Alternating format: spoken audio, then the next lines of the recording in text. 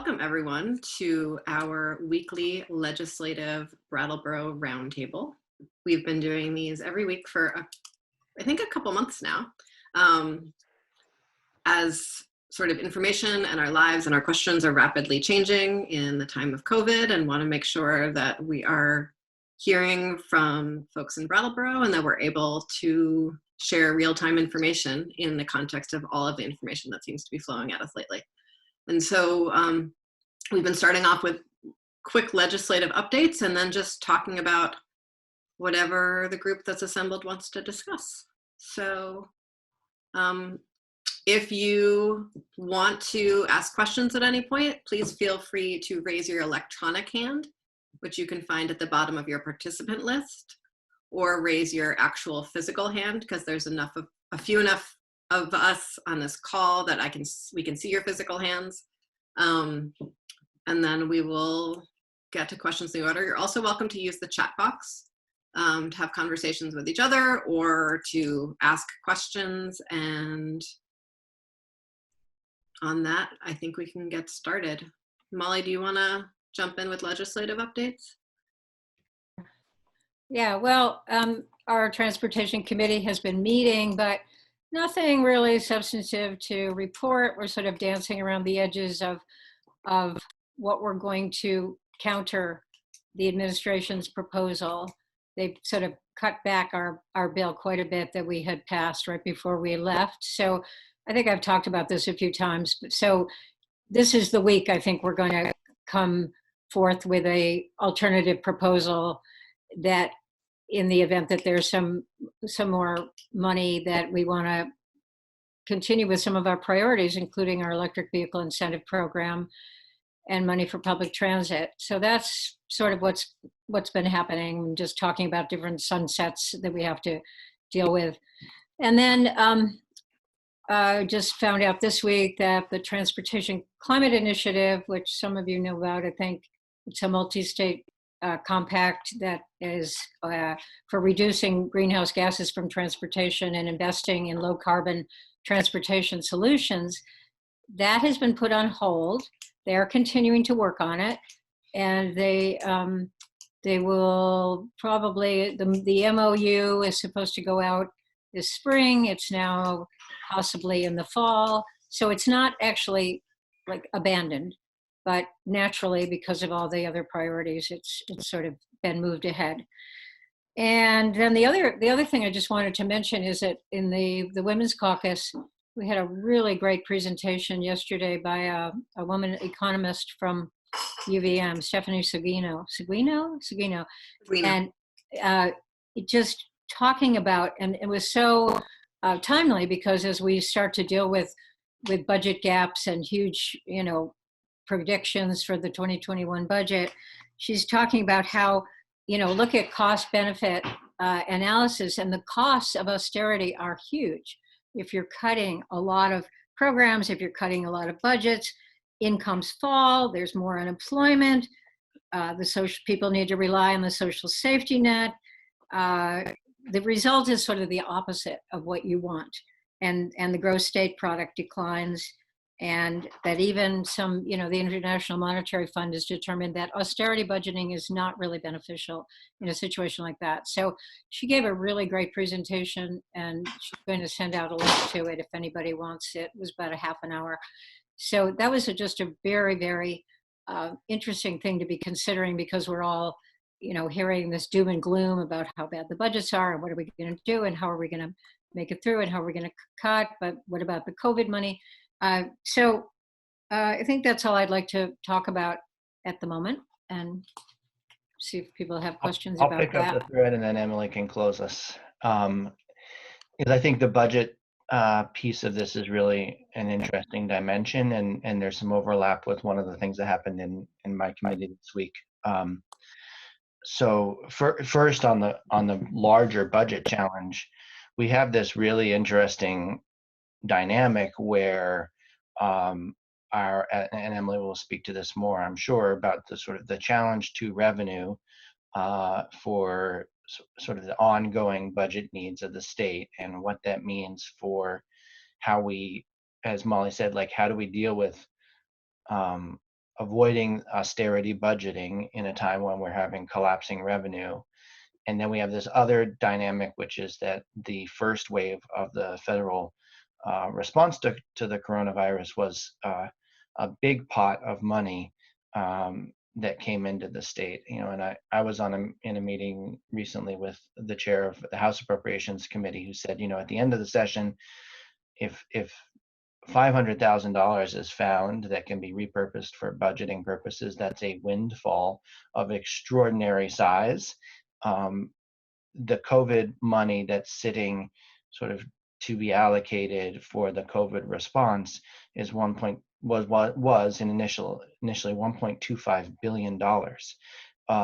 And it comes with all sorts of strings attached and confusing guidance as to how it can be used. And so there's this really interesting dynamic of wanting that money to be both used for crucial response-oriented things, and also wanting that money to be transformative, but it's one-time money. It doesn't come back next year. So you can't create sort of programs and activities that are dependent on that money in an ongoing way without addressing the political consequences of long-term funding challenges. And so there's a lot of work going on. I think the Scott administration is probably still a couple weeks away from making a proposal for how they want to use that money. And so procedurally, the legislature is passing a budget adjustment, which will sort of tweak some of the current expenditures. Then when the Scott administration gives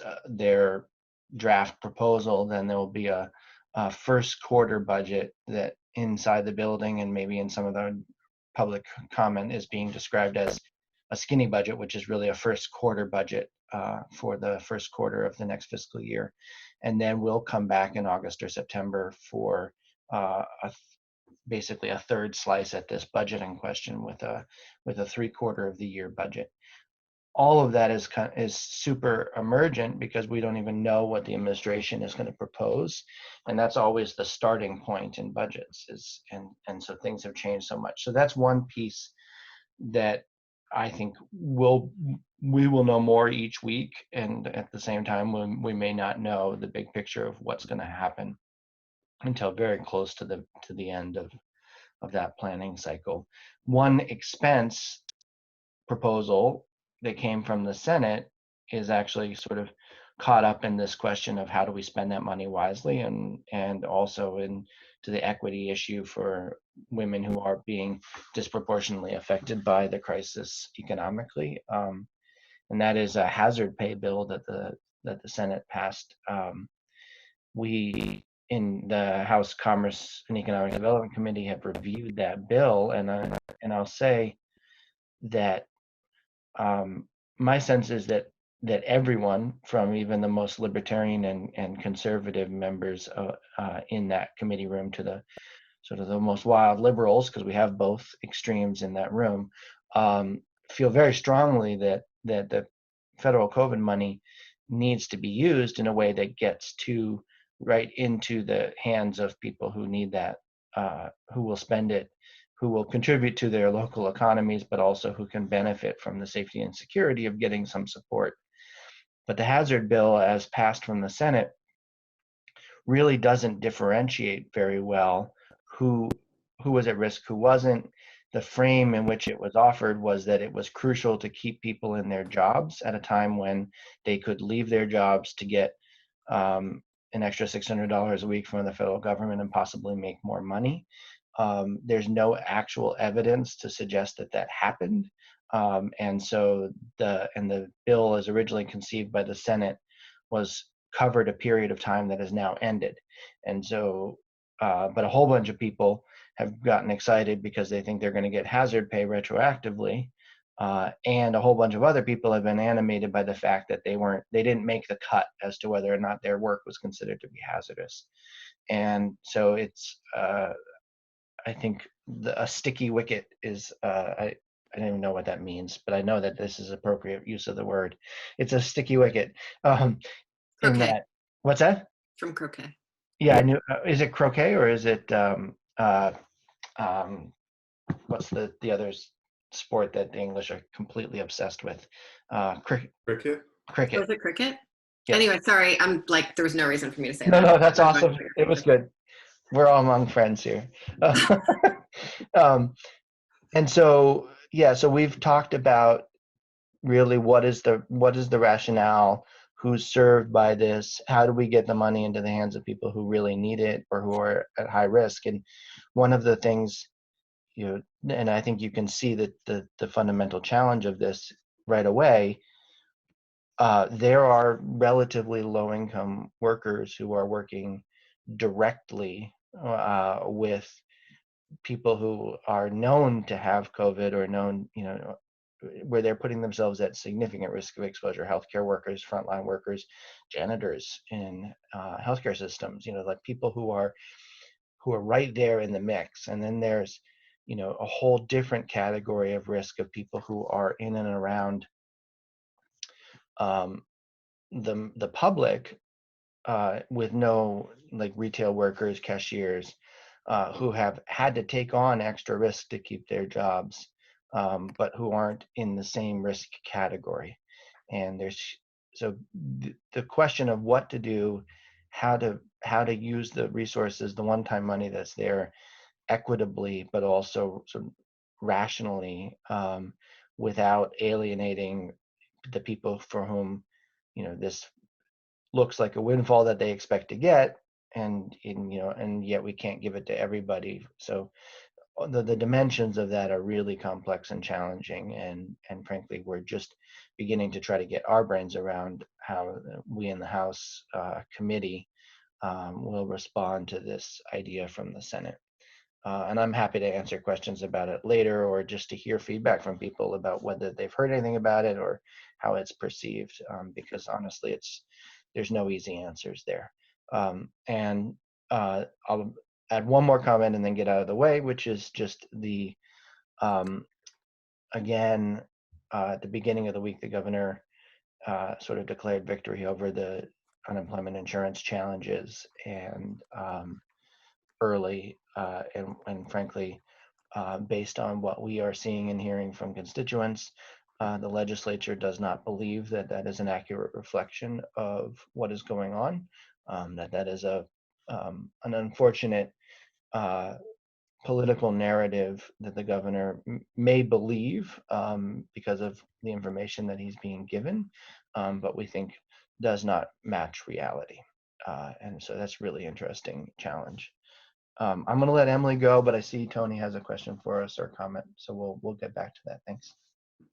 On the unemployment, I have come to a point with it where I think we've been more and more and more explicit with the administration, so explicit that it shocks me sometimes that these are not ideas or suggestions or strategies that would not just be naturally the part of someone who has risen to that particular level of senior leadership of whoever we're talking about, whether that's a deputy commissioner or commissioner or whatever it is. But in this particular case, on Monday, we're going to have an all-house caucus, and I am going to say very explicitly, and perhaps a bit desperately, that whenever they speak publicly about this issue, whether that's to the media or in a letter that they're sending individually to people, that they take one person who has been sitting at home for 2 months, unable to get through on the phone line, unable to collect a check, who left work on government orders and can't pay their rent this month, and just put that person inside their head while they are drafting a letter, while they are speaking to the other commissioners, whether they're testifying in committee or whether they're giving a full public press conference broadcast. But the visceral understanding of the experience that people are going through is completely lacking from any stories that the administration is telling. And I'm hoping that folks can, if they can, take the time to call the governor's office and make sure that they truly understand these stories, because from all appearances, it seems that they don't right now. And I will, I'm planning on saying that on Monday, because I don't know what else to do at this point. And it seems like an obvious, ridiculous thing to need to say to a government official, but it seems like that's where we are. I just want to move in and just say something, and it's only to the extent that 25 of our colleagues have stepped in to help with the situation that some of the people are getting their benefits, because I've now been in touch with people who have heard from a representative who's following their case all the way, and then it gets cleared up.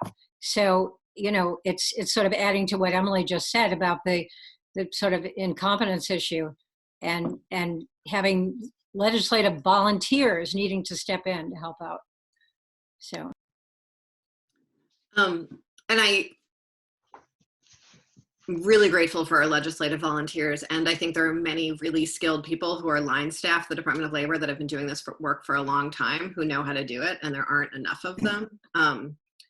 I'm hoping that sort of the larger systems thinking that's necessary in leadership, I'm sorry, my nose is so itchy today, can step up and really lead compassionately as we move forward. So on other things this week, on this issue of austerity budgeting and what it means to not do that, and in fact invest this significant amount of CARES Act funding. And so, yes, some of that 1.5 billion, Tony, is just sitting there. And some of it is already being spent on sort of very clear COVID response activities. And some of that that's already been approved, and we can get into the details of that, but some of that's been approved. Some of it was was sort of approved for the governor to use flexibly. And then the much larger chunk of it is going to be figured out through the regular appropriations budgeting process. And so we need to budget for things that will build people's capacity, whether that's human capacity, whether that's capacity to spend, or whether that's infrastructure capacity. But we need to make sure that we're really investing these funds abundantly right now in things that will increase our capacity in the future, because they're one-time dollars, and we want them to lead towards creation rather than just prevention. And it's a very difficult challenge to move any of us. I think that's true for in our community, in our downtown, as legislators, from a place of fear and reactivity as we're in the middle of a pandemic, to a place of thinking creatively and forwardly and abundantly about what's going to come next. But it's really the only option if we're going to do this kind of budgeting. Towards that end, in Ways and Means Committee this week, we, for the first time, heard testimony from the administration about their proposal for the significant gap in the education fund for next year. And so the majority of school districts have already approved their budgets. Brattleboro is not one of them, but the majority have. All but one school district has already passed their RIF date for their contracts, and all school districts have negotiated teacher contracts. And so essentially all of the money for the education fund is already obligated in signed contracts.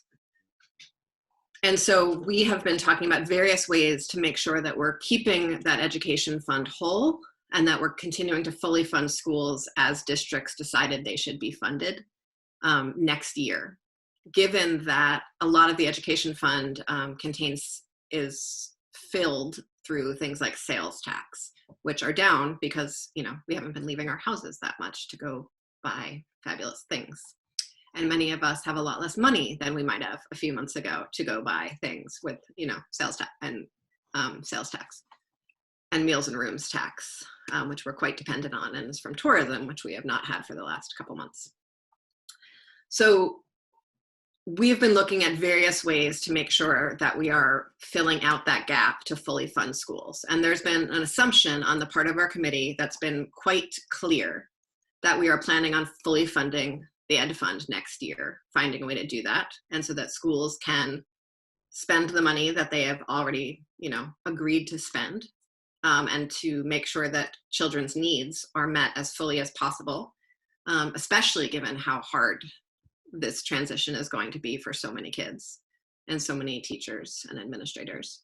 And we also have committed as a committee, voted even, to make sure that property taxes aren't going to go up next year. And by next year, I mean FY 21, which starts on July 1st. Thank you, Bob. Sorry, Oscar. Very good question. So FY 21 for the state starts on July 1st and runs through the year. And that's true for our town's budgeting cycle as well. That's FY means fiscal year. And so we're really committed to both of those things to make sure that property taxes are essentially at the levels that they would have been if we had determined them in January, which is just a slight increase from last year, and that we are fully funding schools. And so as a committee, we're looking at other options for revenue, and I'll get into that in a second. The administration has been notably absent from these conversations. They've been invited a number of times, have talked sort of vaguely about things, or have not attended. And so this week, they arrived with a proposal for the first time.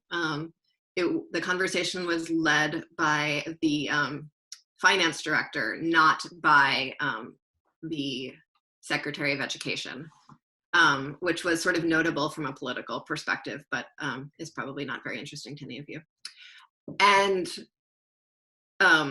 the proposal was that we essentially mandate a cut in the ed fund by asking every single school district to re-vote all of their budgets, which is problematic, one, because it's a logistical nightmare. This is not the time that we want people out and about and voting. Two, it's incredibly expensive. 3 and 4 are the most notable and important to me. 3 is that we know that educational spending actually needs to be up next year. Partly because, health insurance is more expensive and all of just sort of the cost of things, go up year to year. But more importantly, because we know that kids are going to have much higher needs next year. The 4th, which is also very important, is that districts have already signed contracts with teachers.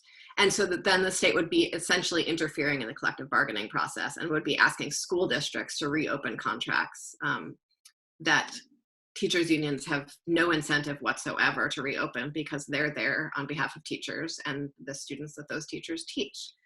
And it's in those people's best interest to not reopen those contracts.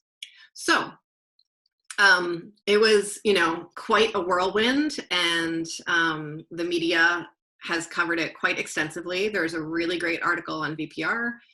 There's an article in Digger. There's an article in 7 Days. The Times Argus covered it. And I've gotten a lot of really scared notes from constituents, from other legislators, and from members of the school board and school administrations. No one on the committee had any interest in this proposal at all. In fact, it was really reassuring to see the committee come together so clearly to say no to something, as we're sort of testing out these ideas around austerity, to see everyone really come together and say, no, that's definitely not something we're going to be doing.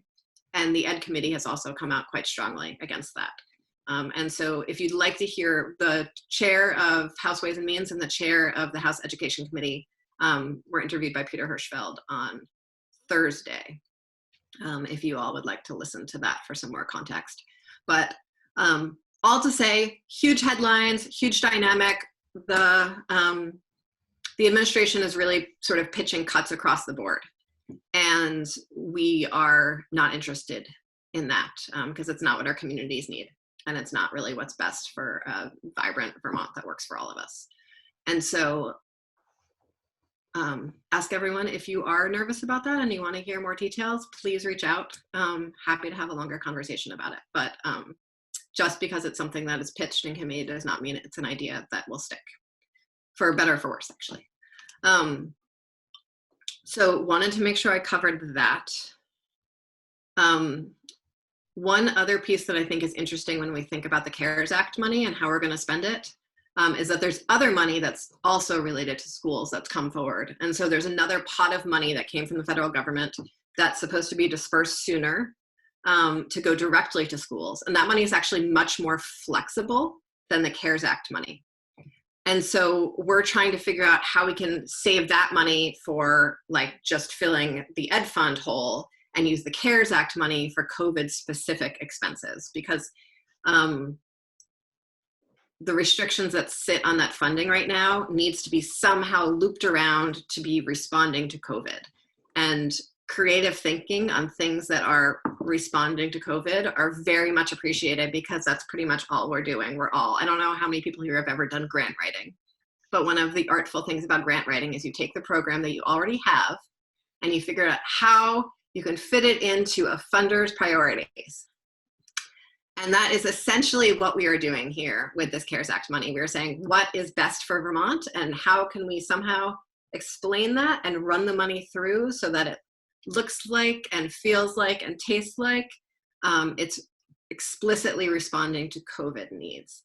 And so some of the strategies that are coming out right now look like kind of backwards and loopy.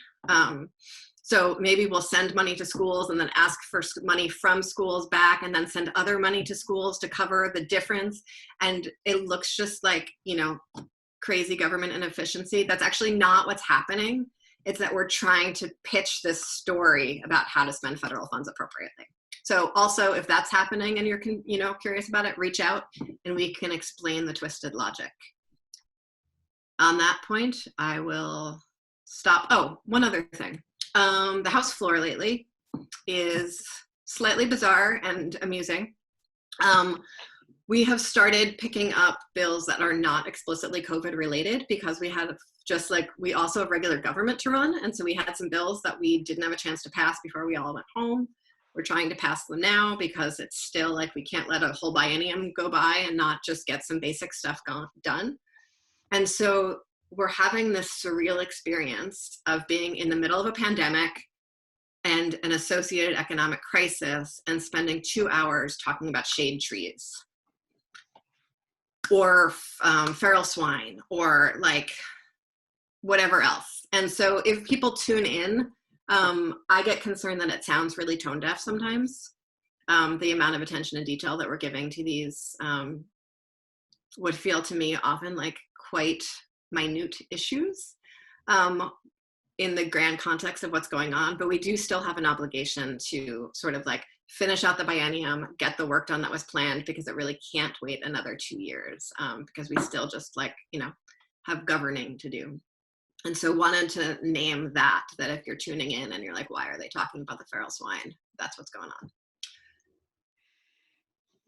So thank you, Emily. I see Bob had a question in the chat, which is devices and broadband infrastructure is COVID specific and lasts for some time, question mark. And I think certainly my sense is that certainly on the House side, figuring out how to take the very, very hard lesson of what decades of not quite good enough incrementalism have done to our broadband infrastructure and the equity of how that is spread throughout the state, particularly in rural communities, including rural parts of Brattleboro, and how to find a path forward to be transformative. I think the House Energy and Technology Committee is in alignment that fiber to the home is really the standard that we should be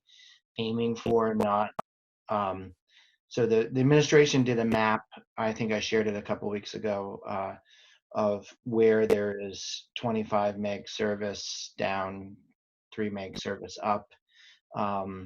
The committee and the administration and the public service board were talking about 100 as a standard, which would force some structural changes, but I think the larger visionary goal is how to get fiber to the home. And so there's definitely the committee for the broadband issue is in the House is the Energy and Technology Committee, and in the Senate it's Senate Finance, I believe.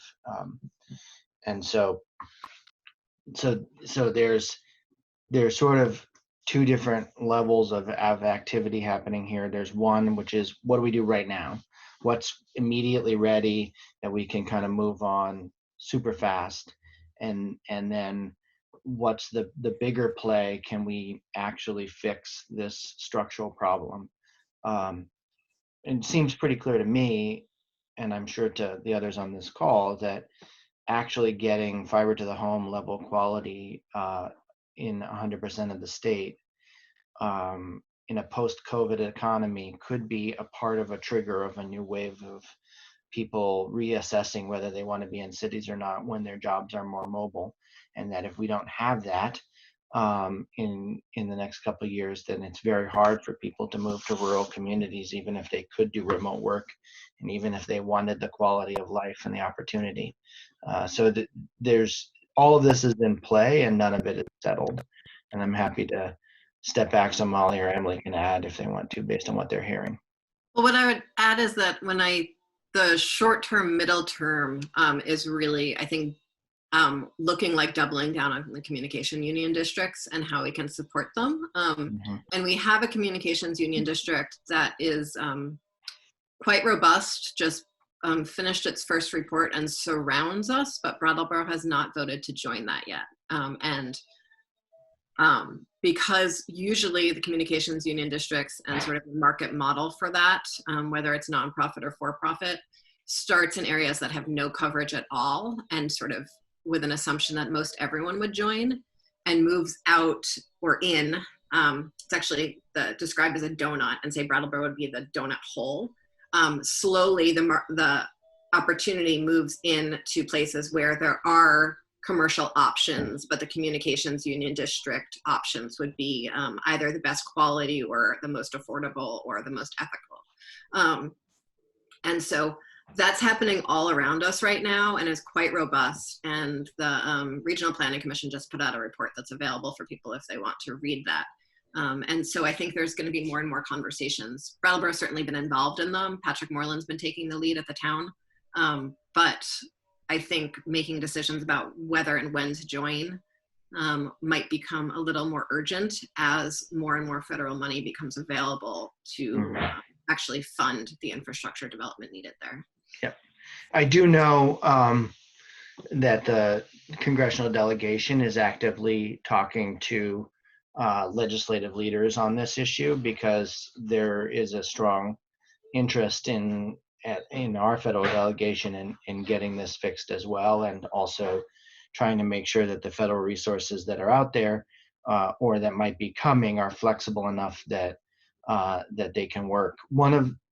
Without getting into super detail about it, one of the uniquely Vermont dynamics here is that we had one commercial provider who very successfully got a substantial number of resources in earlier federal funding. And there are disputed accounts about the degree to which the actual implementation has worked, but the previous recipients of federal funds are privileged in some ways in the current structure. And so the question will be, for instance, for the CUDs that are forming, some of which overlap with service areas where this commercial entity is active, are they going to be able to get access to the federal funds to leverage the community-based work of what they're trying to do, particularly in places where the lived experience doesn't match up to the marketing materials. I'm trying to be a little bit vague only because of the challenge of this particular company and how they behave. There's no reason to get into specifics, but just that's a known, there's a lot of dispute around that. Represents in the bigger picture. And in the bigger picture, it's just, the lack of broadband statewide and the way that it exposes fault lines about income and inequality, and that in addition to all the other things that have been exposed, like a lack of paid family leave and health insurance and all these things that are being revealed. And, it's just unbelievable, the broadband, the limitations that we have in the state. And for so many years, it's been talk about, oh yes, we're going to do this, and it's been very piecemeal. So hopefully this is an opportunity. There was a question that came in asking, what do these unions do? How do they function or advocate? These are the legislature enabled intramunicipal collaboration. That's and so the district, the union district, is basically a creation of multiple municipalities opting in, and it creates then a municipal governance structure, a shared municipal governance structure, and to eventually create and run municipal-based broadband as a public utility, effectively. There is a single model in the state that some of the legislation was partially based on, which is the EC Fiber, which was a municipal fiber in the Upper Connecticut Valley. But it's not, they kind of found their own way, and our legislation enabled this to be more explicitly municipal. EC Fiber is a nonprofit that works across different municipalities, but this is an attempt to basically create a mechanism for broadband as a public utility. And there's also another interesting avenue that may be more long-term, which is that the electric utilities might be able to provide substantial capacity if they were sort of allowed in to the competitive space as well. So and I think there are 17, because of some small municipal electric co-ops, there's a bunch of small providers, but there are a handful that cover quite a bit of the state, and it's a potential area where they could provide last mile kind of capacity where the market currently has failed. And that's the fundamental problem, right, is that in a market economy, the population density of subscribers is really crucial, because it costs, if it costs $10,000 a mile for running fiber or whatever it is, running down a back road where you're only going to get 5 or 6 subscribers on a 3 or 4 mile stretch of road is not monetizable in a traditional sense. And so the market has no incentive to penetrate to that level of depth with fiber to the home capacity. Whereas if we look at how rural electrification happened, the federal government was willing to say we can look at a 50-year return on investment in a way that a modern publicly traded organization is not willing to. Oscar, go for it. I want to make sure we get to voting too before we close up. Oh yeah, thank you. That's good. Voting town level, like whole RTMs? situation. Okay, well, some of my questions are about that, so I'll ask those last. I guess I just want to follow up again on the antibody test question from last week, because some other countries are starting to, Russia and the UK are starting to roll them out. The FDA has approved one, and I've read some articles that have sort of positioned Vermont like on the skeptical edge of the spectrum about antibody tests, Vermont specifically. That doesn't mean Vermont is wrong, but it doesn't mean the other countries and states are wrong either. So I was just wondering if there's been any action, or not any movement or discussion on that. I don't know anything about that at all. I know a little about it as an issue, but I haven't heard anything about it yet in the legislative context where we are entering into making decisions around what tests, what level of efficacy, what data are we using to make strategic decisions or to influence the governor's current, basically the governor's acting within his emergency authority right now. And one of the questions would be whether antibody testing informs the way that we function under those emergency orders. And we haven't yet stepped into trying to alter the governor's emergency authorities. We've been partnering on that side with the governor and moving in lockstep on the basics of the emergency orders. So I don't think it's come up at that level in the legislature yet, but it may soon.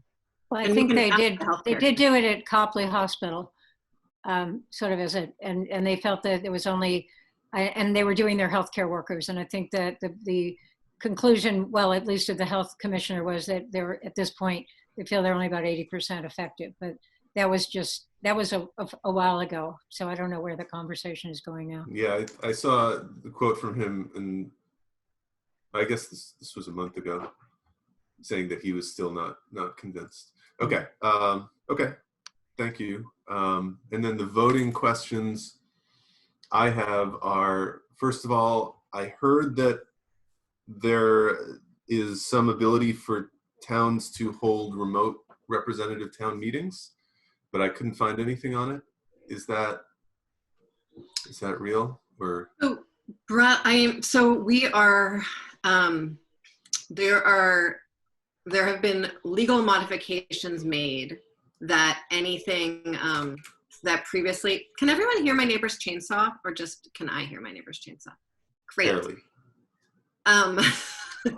So there have been modifications made to public meeting laws that allow for the entirety of a meeting to happen remotely. And so that's how, the select board is meeting now, or the school board. And so they don't, previously you needed to have at least one person there in real life for public participation. That's not required anymore. And so you could use that same legal framework to hold a town meeting. The Brattleboro, and this is, you are welcome to have the same conversation with Peter Elwell that I had. Brattleboro is sort of struggling with like the logistics of that, and if it's Sure. Worthwhile. I talked to him for a long time about my experience of being in the, on the House floor, which is a similar sized body, using the technology that we use. And the learning curve is significant, and we're doing it every day. So the learning curve for a one-off event might be very difficult. And so they're thinking through that option, but there is a legal mechanism available for that if the town decides to do that. For other votes, the local votes around school board issues, and there are many towns in addition to Brattleboro that still have not voted their school budgets. We are looking at a legislative option for that. It's possible we will not be able to find a path forward on one before towns really need to have this figured out, which personally I find sort of embarrassing, and I feel terrible about, and I am just one person. And so as we work through that, a lot of towns are saying, okay, we can't wait anymore to have a final vote on our school budgets. So they are moving to a combination that the Secretary of State is, Will Senning at the Secretary of State is doing a really great job communicating with communities about, which is you need to have at least an in-person option available, but you're welcome to really depend quite heavily on a vote by mail, whether that's sending out ballots to every single household, as well as having sort of the town clerk hosting a vote, or sending out postcards to every household, asking them to request a vote by mail, and then also having the in-person option. And that same framework is what's going to be used for the primary. Okay.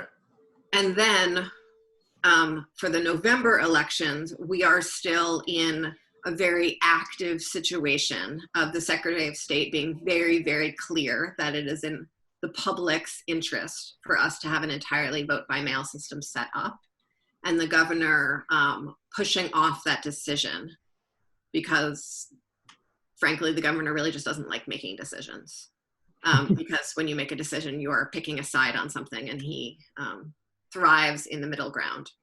So, but that is not in the public's health, and we can't wait any longer. It actually takes quite a long time to set up a vote by mail. And so the decision actually can't be put off. By putting off the decision, we are deciding no. Yeah. And what we need to do is decide yes. And so that is what the Secretary of State is saying. This is what the legislature is saying. This is what most folks running for office are saying. And we can't give in to what is framed as indecision, but is in fact a decision towards what we are seeing all across the country, which is Republicans saying this isn't a real health threat, voting isn't that important, it's fine to risk your health and life to go, do something for democracy. I'm going to say publicly what, and I think I've said this to us before, but in a sense, I think the legislature made a mistake in that the governor does not have any constitutional role here, even in a state of emergency. It's actually the power of the Secretary of State. But when we crafted the legislation, we threw in a collaborative piece. We thought we'd give the governor the ability to sort of affirm the decision of the Secretary of State. The governor took that as the governor gets to decide whether it fits or doesn't fit within his emergency authority, and heavily influence the decision. And as Emilie said, his decision is to sort of procrastinate and say that it's not, it's just being silly to worry about this. And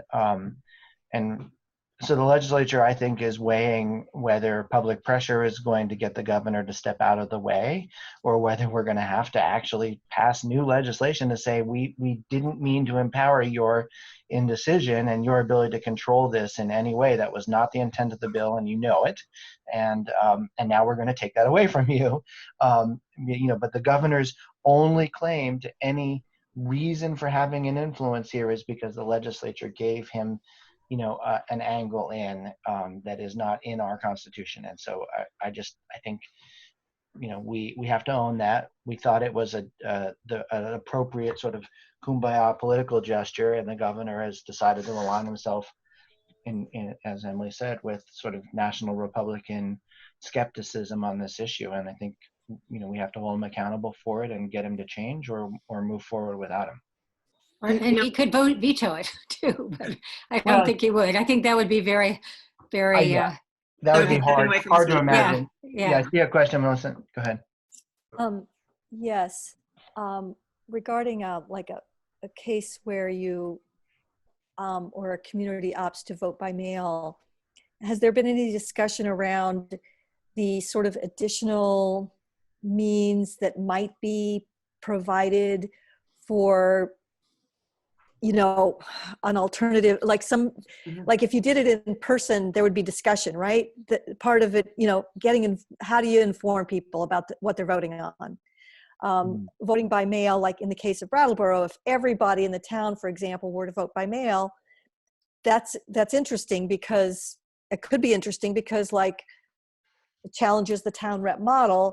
At the same time, there's a principle that voting proper, well done voting is informed voting. And how does that, how can people hear the opinions of the others, of their peers leading up? So are there means for that? Like surveys where people get to print their opinion of the articles. I don't know, before voting happens. I'm not sure, but what? And Oscar, I know you have another question, and we'll get to it right after this on the voting. So that is, I don't want to speak for our town manager. That's a terrible idea. So please reach out to him with this question. Yeah. My understanding of and memory of our conversation was that that's a lot of why the hesitancy is to schedule a town meeting virtually or anything like that. Or it's really like the town would prefer to wait on those articles. The State House, the House of Representatives, has passed a bill that allows our select board, and actually just Brattleboro's select board, to pass a temporary budget while we wait to be able to schedule a town meeting. And that bill is now in the Senate and in Senator White's committee, so that we can wait to have a town meeting where we can have a robust conversation. The primary and the general election are not elections where we have much community discussion, unfortunately. And so community discussions that happen around primary and general elections are things like, debates and legislative forums and, campaign hosted house event, house parties and whatever that is. And I'm sure that,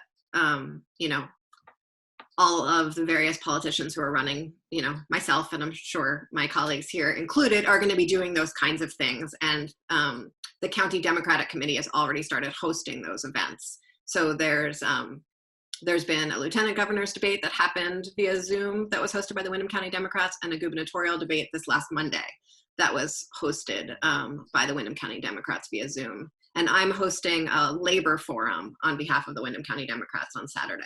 And so that's how those conversations are happening in this interim. Okay, so Zoom hosted debates on those article issues is one way to have like discussion leading Some up kind to of discussion, votes. yeah. Yeah. And that's a good thing that's something that I think would be great to discuss with the select board and with Peter. I'm just going to name out loud that we do have a question from Tony after Oscar that's, I think, a pivot to a different topic. But we did want to get Oscar the follow-up before we shift.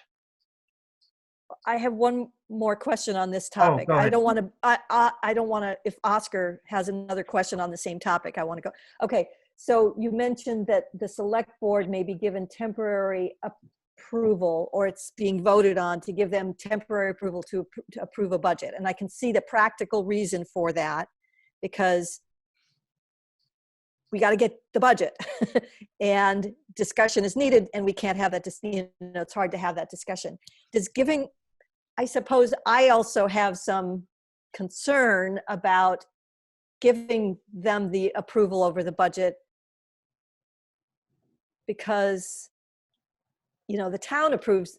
It's like we just voted against having a mayor for that reason, right? And so it feels a little bit like, is that sort of like a non-democratic move to give them that I mean, I understand the pressures, and the limits of good options, but is that a sort of a what are the limits to their, what would be the temporary limits, that would allow us to return to having like really citizen influence over the budget? So it's deeply imperfect, and the town is planning to have a vote as soon as they can. The budget was developed with as much public participation as possible, and is sort of already warned through, and folks are still welcome to join select board meetings and get on the agenda at any point. And perhaps all of the town meeting reps might decide to do that for this particular conversation. I don't know. It is totally imperfect, you're right. And it seems like the best option available. And if the voters are really unhappy with what select board decides, they can vote them out next time. Like that's, yeah. So shall we pivot back to Oscar now for a minute? It'll be quick. That was my topic.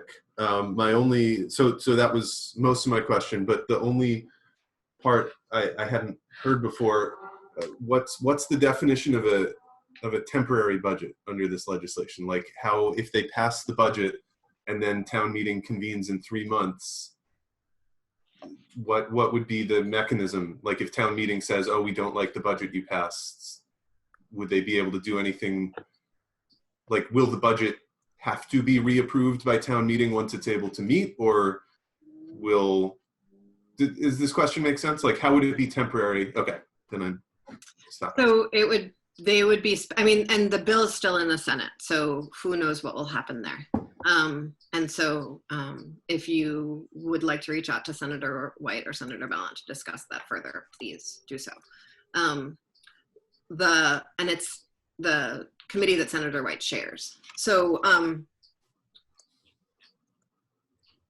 they would be basically operating under the select board approved budget until the point where the new vote town meeting happens, and then be sort of operating after that with the new approved budget. And so things might need to be reconfigured if that happened.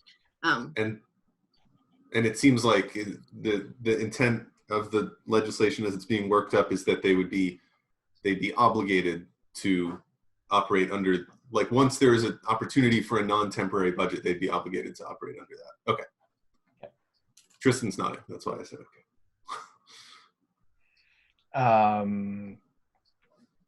Emily, are you best positioned to handle Tony's question if we pivot to the basic resources for homeless Oh yeah. and marginal groups? And Molly, I don't know if you want to add on after Emily, but I don't have anything specific to add there. So right now, folks who weren't housed before the pandemic, there's been some really great, like really extraordinary, inspiring collaboration between the Office of Economic Opportunity, which handles, which sits in the Agency of Human Services and handles the bulk of homeless services, and our community partners in Brattleboro, Groundworks, Youth Services, SEVCA, Wyndham Windsor Housing Trust, et cetera. And so everyone who either was in congregate temporary shelter, which we call, the seasonal overflow shelter. Really hate that term, but that's actually like the technical legal term for it. I don't like the idea of people being overflow. So that which was located at Winston Prouty campus, everyone who was in that congregate housing has moved to motel housing. And the motel housing is staffed. And there are systems in place for anyone who needs healthcare to access healthcare, even folks who don't have primary care doctors. So I don't know if you've been paying attention to what COVID testing sort of was set up as, but the idea was that you needed a primary care referral to get a test. There are systems set up for the folks that are being served by Groundworks, by Youth Services, to be able to access medical care, even if there's no primary care doctor that they have, whether that is testing or whether that's further medical care. The Office of Economic Opportunity was also setting up a whole system for if the folks who were living in those motels got sick with COVID, were hospitalized, and then needed somewhere to go afterwards for rehabilitative, I can't say that word, for rehab care. And that was originally going to be located on the campus of Goddard. When it became, and was completely set up for that, beds, staffing, policies, programs, all of it. When it became clear that our rates were significantly lower than we were prepared for, that center was disbanded, but all of the policies and procedures are still in place and are actually set up in Burlington now, because that is where the bulk of the population is that was sort of experiencing any challenges. So that's at a hotel motel in Burlington now with those policies, and it's being run by their community action agency. Down here, we still have people fairly comfortably housed in motels and being staffed. Things are going fairly well. They're going a lot better than when people were at a seasonal overflow shelter. People are much healthier and happier and accessing resources and all of that. There's a group of folks that has come together before this to really focus on much more sustainable housing solutions in Brattleboro for marginalized people. That group feels a much more urgent need right now, because now that we have everyone actually like in privacy, in a bed with a door that closes, the idea of just sort of when the governor's emergency order expires, that there wouldn't be funding for those people anymore, and they're all, everyone will just be like drifted back off to tents, is heartbreaking.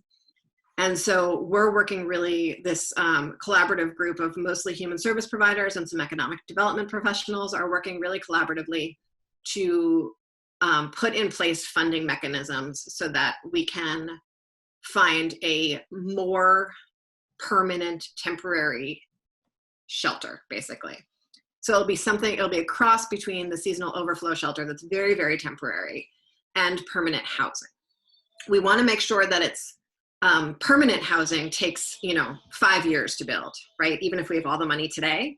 But if we find people semi-permanent housing, then they won't be eligible for federal vouchers anymore, because when someone's housed, they're not eligible for as many housing programs.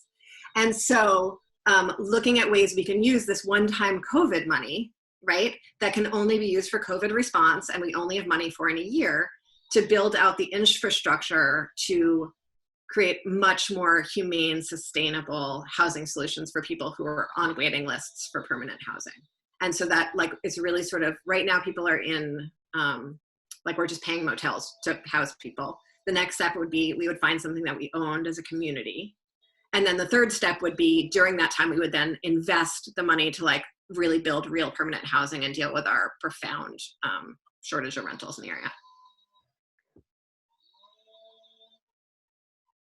Does that cover it, Tony? Okay. Oh, wait, sorry, one more thing that I want to name. I am really concerned that people across the state do not know how available food stamps are. Like while we're on human services, Groundworks program FoodWorks Food Shelf is doing deliveries for folks who have food needs, and you can call and get that service. And our food stamps program has relaxed a lot of their eligibility requirements and has actually increased the maximum food stamp allotment that people can access right now to make up for the fact that school meals might not be as available. And so really want to encourage anyone who is watching this at home or anyone who is here and needs it or is talking to other people that those are there for people who need them at any point for any reason. When I see the number of people lining up at airports to get these MREs, I get worried that people don't know about the other resources that are available to them. And I just want to make sure that like we're naming that. And those are very like, you know, it's much easier than the unemployment insurance. It's like there's no wait time on the phone line and the application is really straightforward and you can like, it only takes a few days to get the card and start spending it. Okay. So we sort of hit the 1 hour mark, but I think we have, there's a housing question that just came in. And so I want to just name that we're getting close to the end, but go ahead and ask your question. That housing question is, I think it's great to hear that you're thinking about post-COVID housing. I'm just wondering if there's been any observation like about the cost comparison, like the state is paying for these hotels. There's also a cost when people don't have housing because of what happens to them when they don't have housing. Yeah. So is there any discussion about how that compares? For example, does it make sense or is it accurate to observe that, you know, it doesn't cost more to provide that housing in a motel than it costs to have people on this basically living in tents, but running into the problems and paying for the solutions to the problems from that? It's one of the great debates in public administration funding, I think. So yes, it is way more expensive to have people who aren't in housing if we look at the full costs across lifetimes, or even the full costs in a year of healthcare, emergency room care, public health issues, all of that. And that's even more explicitly clear during COVID, right? It's also much less expensive to fully fund early care and education from birth to age 5 than it is to than the loss of income for mostly mothers who are staying home and the increased cost of special ed and the lower earning power over a lifetime that person who didn't get pre-K will have. Yes, it is like always cheaper to invest in prevention than response. And the costs sit in different places in the budget and are spread out over different numbers of years. And so it's really, really, really hard to have that conversation because the folks who work specifically on the budget are often just seeing it as a math problem because that's the world they live in. And so having that, having those ideas like really fully permeate viscerally is remarkably difficult and one of the great confusions to me of being a legislator. But yes. That's what I was talking about in the beginning is austerity budgeting. You know, it actually costs more down the line.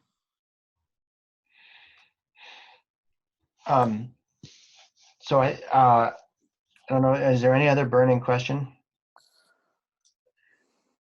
Looks like not. I did want to say, and I suspect this is true for all three of us, that I turned in my paperwork to run again, and yesterday. And I haven't done a formal announcement anywhere yet, but I am intending to run again and have committed to doing that. And I just wanted to let Mollie or Emilie say if they are committed.